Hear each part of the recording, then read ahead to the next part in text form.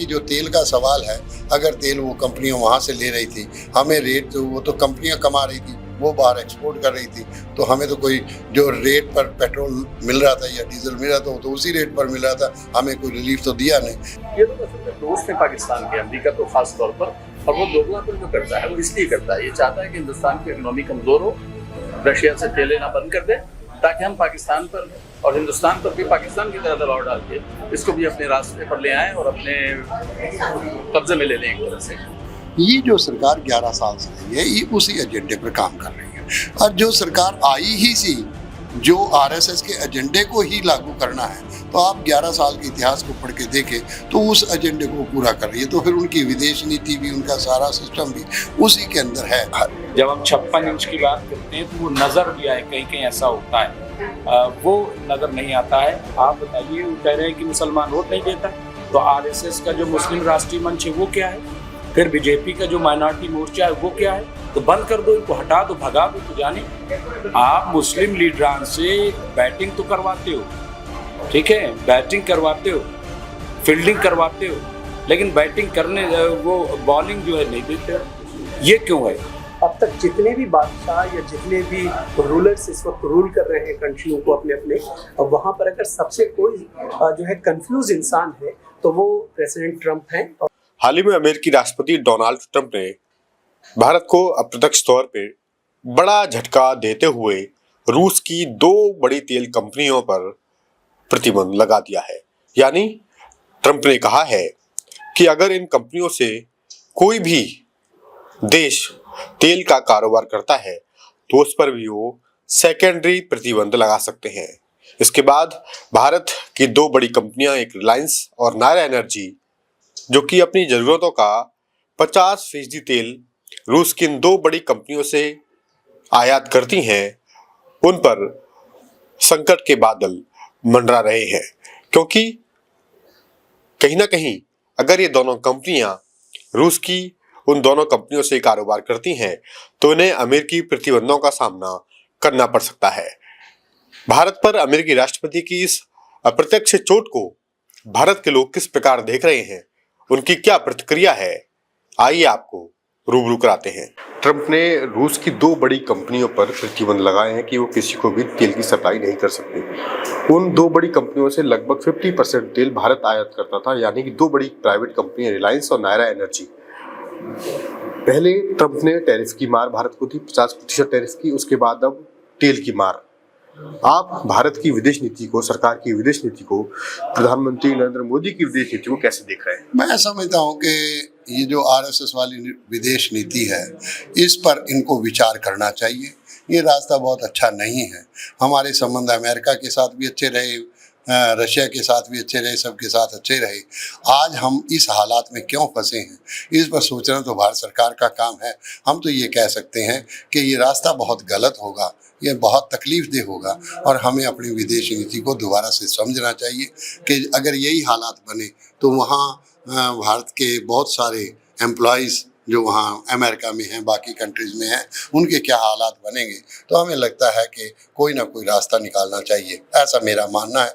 बाकी जो तेल का सवाल है, अगर तेल वो कंपनियां वहाँ से ले रही थी, हमें रेट तो वो तो कंपनियां कमा रही थी, वो बाहर एक्सपोर्ट कर रही थी, तो हमें तो कोई जो रेट पर पेट्रोल मिल रहा था या डीजल मिल रहा था वो तो उसी रेट पर मिल रहा था, हमें कोई रिलीफ तो दिया नहीं। इसलिए अगर उसका नुकसान अगर फ़ायदा है तो उन कंपनियों का है, क्योंकि उसके पीछे का भी आरएसएस का ये है कि 2-3 शाहूकार पैदा कर दो, तो उन्होंने 2-3 शाहूकार पैदा कर दिए और बाकियों को भिखारी की बजाय लाभार्थी का आपने दे दिया कि 5 किलो। तो ये जो रास्ता आपने चुना है, ये रास्ता कोई देश हित में कभी हो नहीं सकता। मेहनत कश लोग हैं हम, लोग अपनी पैरों पर खड़ा होना जानते हैं, मेहनत कश लोग हैं, तो इसलिए हमारा ये कहना है कि इस रास्ते को हमें सोचना चाहिए। मेरी अपील है भारत सरकार से कि आपको इस पर तय सोचना चाहिए। लेकिन जब प्रधानमंत्री मोदी गलबहियां करते हों, ट्रंप को अपना शानदार दोस्त बताते हों, अब की बार ट्रंप सरकार का नारा देते हों, उस समय ट्रंप अगर भारत पर इस तरीके की मार मारे, भारत के लोगों को अपमानित करें कि आईटी सेक्टर के लोग, भारत के आईटी सेक्टर के लोग अमेरिका की नौकरियां खा रहे हैं, तब भारत की सरकार का जो जवाब होना चाहिए था, क्या वो हुआ? क्या भारत सरकार? मैं समझता हूँ कि जो मैंने आपसे कहा, जो आरएसएस का एजेंडा है आप 2013 में हिंदुस्तान की संपादिका मृणाल पांडे थी। मृणाल पांडे ने 2013 में एक स्टेटमेंट दी कि आरएसएस को एक ऐसे व्यक्ति की ज़रूरत थी जो स्वच्छंद होकर आरएसएस को एजेंडे को पूरा करे और धर्म के नाम पर कोई ये ना कह सके कि मैं वंदे मातरम नहीं गाऊंगा। ये जो सरकार 11 साल से आई है, ये उसी एजेंडे पर काम कर रही है। और जो सरकार आई ही सी जो आरएसएस के एजेंडे को ही लागू करना है, तो आप 11 साल के इतिहास को पढ़ के देखें तो उस एजेंडे को पूरा कर रही है। तो फिर उनकी विदेश नीति भी, उनका सारा सिस्टम भी उसी के अंदर है। सरकार को ये समझना चाहिए कि उनकी विदेश नीति हो या गृह नीति हो, देश की नीति हो, उनको दोबारा से सोचना चाहिए कि आरएसएस की जो नीति है ये देश हित में कभी नहीं हो सकती। ये हमारा मानना, क्योंकि ये रास्ता ही ठीक नहीं है इस रास्ते पर चलकर देश की। क्योंकि उससे पहले जो विदेश नीति थी वो लोक नीति थी, वो लोगों के सोच से बनी थी, वो लोगों के आधार पर बनी थी। चाहे 1971 का बांग्लादेश बनो, चाहे बाकी सारे बने हो, तो वो एक रास्ता और था। जो आरएसएस ने ये रास्ता पकड़ा है, मेरे को हिंदुत्व और हिंदू को ऑर्गेनाइज करने का, ये रास्ता कहीं देश हित में नहीं जा सकता। क्या भाजपा की सरकार उस नीति पर चल रही है जो अंग्रेजों ने दी, फूट डालो राज करो? ये तो अब आपके सामने, आपसे ज्यादा स्पष्ट और कौन हो सकता है। जब मैंने कहा कि जो सरकार आई ही इस एजेंडे पर हो कि आरएसएस के एजेंडे पर, आरएसएस का एजेंडा तो हिंदुत्व का एजेंडा, तो हिंदुत्व के एजेंडे से सबको साथ कैसे लेकर चल सकते हैं? सबको साथ लेकर नहीं चल सकते। उनको हिंदुत्व का एजेंडा या आरएसएस के एजेंडे के ऊपर दोबारा से सोचना पड़ेगा कि इस देश को एक रखना है, मिलकर चलना है, सबको मिले। तो गुरुओं ने तो ये कहा, हो एकत्र मिलो मेरे भाई, और तो दुविधा दूर करो। तो आपस में विसंगतियां जो उनको दूर किया जाए। सरकार सबका साथ, सबका विकास, सबका विश्वास। कहने में और करने में बहुत अंतर है। मैं कहता हूं कि वो बहुत अच्छा आदमी, करने और कहने में बहुत अंतर होता है। ट्रम्प के सामने या अमेरिका का कोई भी प्रेसिडेंट हो, उसके सामने अमेरिका फर्स्ट रहता है। आप यूक्रेन में देखा, रशिया के मामले में, वो रशिया को डैमेज नहीं करना चाहता है, वो असल में हमको डैमेज करना चाहता है। रशिया अगर हिंदुस्तान से तेल की सप्लाई बंद भी कर दे या हिंदुस्तान उससे न ले, उसकी कंपनियों पर प्रतिबंध लगा दिया जाए, तो रशिया का कम नुकसान होगा, हमारा बड़ा नुकसान होगा। और हमारा नुकसान करके वो हमको करीब ले जाना चाहता है पाकिस्तान अरबों के।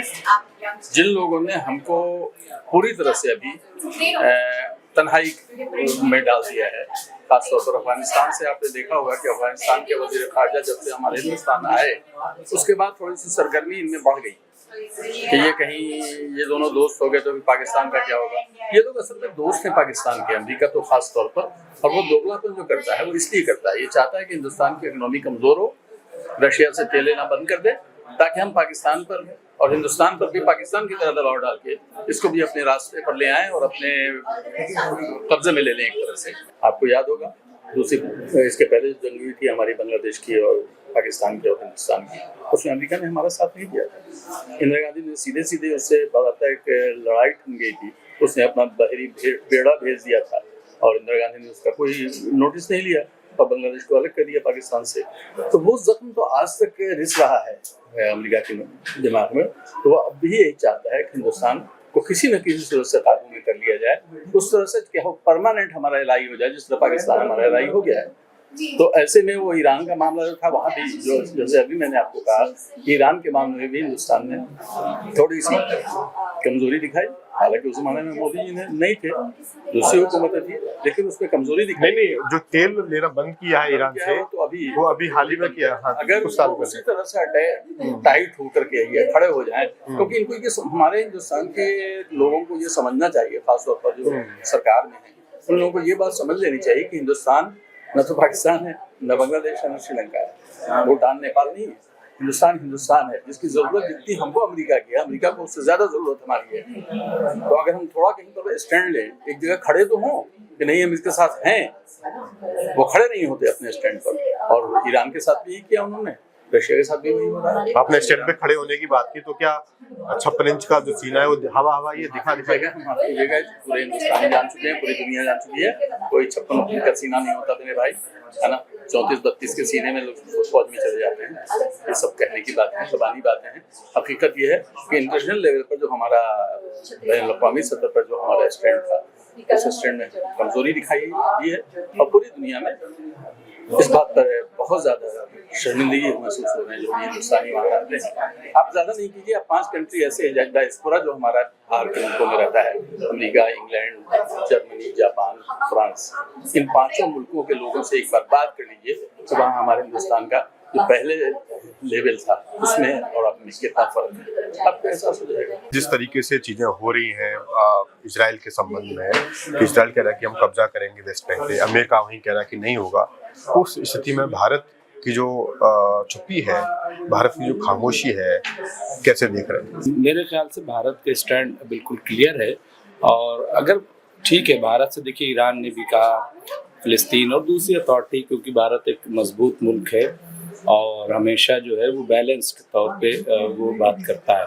क्योंकि बात देखिए ये है कि इजराइल भी अब उसका दोस्त और फिलिस्तीन भी उसका दोस्त, तो कोई एक तरफा वाली बात नहीं। बाकी इंटरनल जो बयानबाजी होती हैं उस पे मत जाइए, वो तो इंटरनल हमारी है।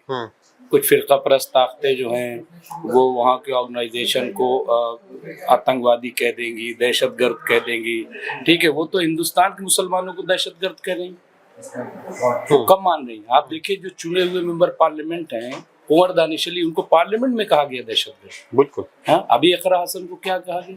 तो ये तो इंटरनल इशू है। लेकिन जब इकरा हसन की बात हो या फिर दानिश अली की बात हो, उनको आतंकवादी और जो शब्द बोले नहीं जा सकते इस तरीके से कहा गया।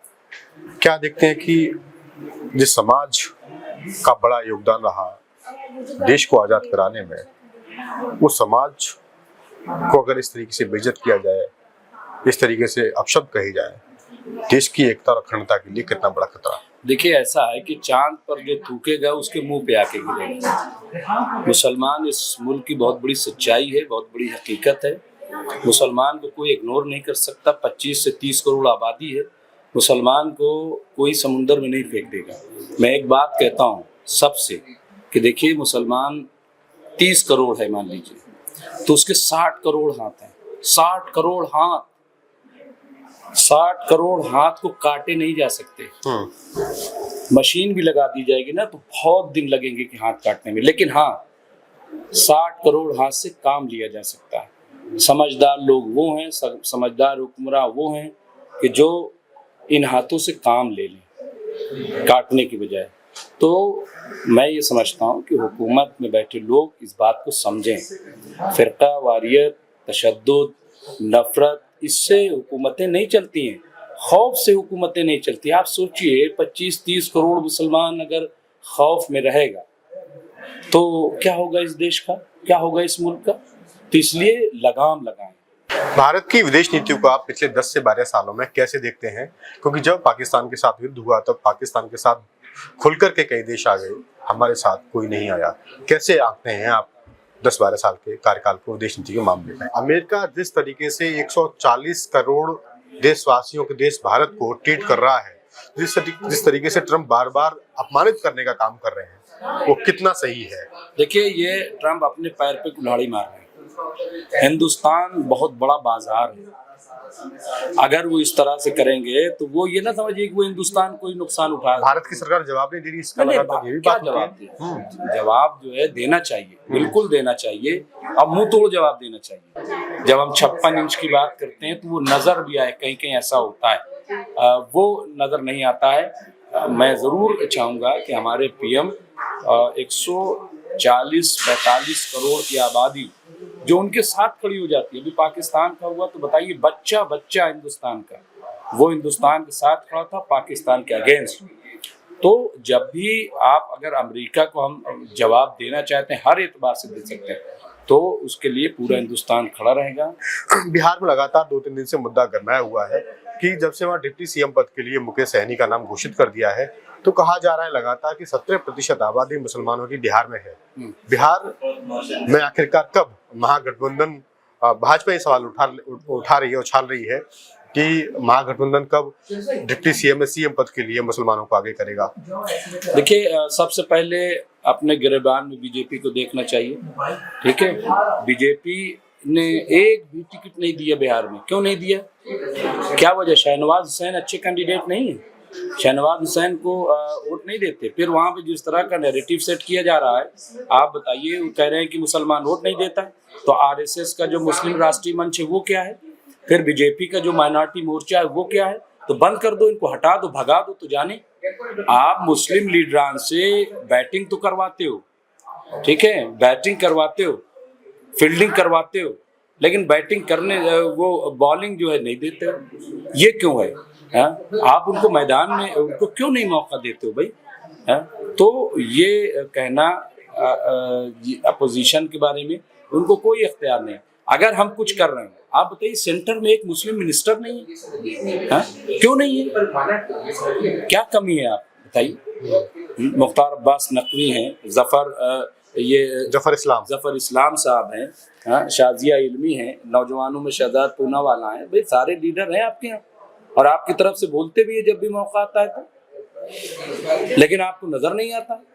आप टिकट उनको नहीं देते, आप मुसलमान वोट नहीं देता क्यों नहीं है? सब मुसलमान वोट देते हैं, कोई ऐसा नहीं कि एक तरफा कुछ नहीं होता है। अभी हाल ही में 2 दिन पहले ही रूस की 2 बड़ी कंपनियों पर अमेरिका ने पाबंदी लगाई है कि वो तेल नहीं बेच सकती। भारत की 2 बड़ी कंपनियां, एक नायरा एनर्जी और एक अंबानी की कंपनी, वो रिलायंस इंडस्ट्रीज, वो उससे पेट्रोल लेती है, लेकिन अब उनका पेट्रोल लेना लगभग बंद हो जाएगा। तो एक तरफ पहले बात टैरिफ की हो रही थी, अब दूसरा सेंक्शन तेल के ऊपर लग गया। कैसे देख रहे हैं कि भारत सरकार की विदेश नीति कैसी रही, कहाँ क्या पास रही या फेल रही ट्रम्प के मामले में? देखिए, ट्रम्प के मामले में ट्रम्प खुद अपने मामले में बड़े ही कंफ्यूज्ड आदमी है, और ये कहा जा सकता है कि दुनिया में अब तक जितने भी बादशाह या जितने भी रूलर्स इस वक्त रूल कर रहे हैं कंट्रियों को अपने अपने, वहाँ पर अगर सबसे कोई जो है कंफ्यूज इंसान है तो वो प्रेसिडेंट ट्रम्प हैं। और हमें इस चीज़ को कहने में किसी तरह का कोई अचरज या कोई दिक्कत नहीं है, क्योंकि ट्रम्प खुद, उनको ये नहीं पता है कि अगले लम्हे जो है वो क्या करने वाले हैं। चूँकि वो एक बिजनेसमैन है और बिजनेस की नज़र से वो तमाम चीज़ों को देखते हैं, उनको कहाँ पे क्या फ़ायदा नज़र आ रहा है, किस तरह से तमाम चीज़ें जो उतार चढ़ाव वो अपने मार्केट के हिसाब से उन चीज़ों को देख रहे हैं। इस वजह से वो अपना एक प्रेशर बिल्डअप करके किसी के ऊपर सेक्शन लगाते हैं, किसी को जो है दबाने की जो है कोशिशें करते हैं, किसी को धमकी दे करके काम चलाने की कोशिश करते हैं। उन्होंने इससे पहले चाइना के साथ भी ऐसा करने की कोशिश की, लेकिन सिर्फ वो जबानी बातें रही, क्योंकि वहां पर उन्हें पता है कि अगर तुम जो है उनके ऊपर सेक्शन करोगे तो उससे बड़ा ज्यादा तुम पर एक्शन कर जाएगा।